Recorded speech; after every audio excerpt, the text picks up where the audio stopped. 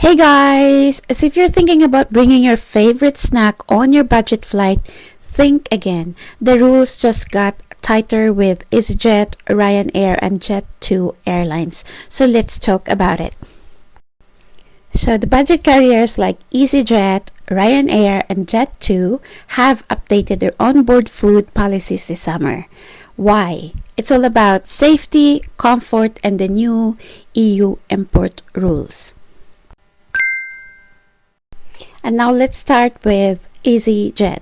easyJet still allows you to bring your own food, but anything liquid based like soup or custard, it needs to be capped at 100 ml. Airport coffee is okay, but only if the lids is secure.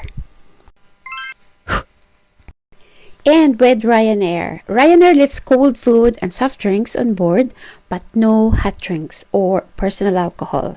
The cabin crew can confiscate them if you try. Lastly is Jet2.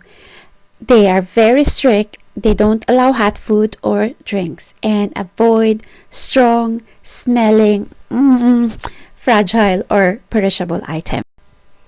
And with the EU import law, so even if it get past the airlines rules, the EU import laws ban bringing meat and dairy from outside the EU.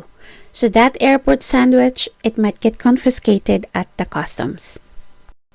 And here's the practical tips on how to beat the hassles and the delays on the airport. So stick to sealed dried snacks, buy food after the security or before boarding, skip bringing your own alcohol, buy on board instead, and always check the airlines rules. So if you are flying this summer, always double check your airlines rules and the EU customs regulations before packing that lunch.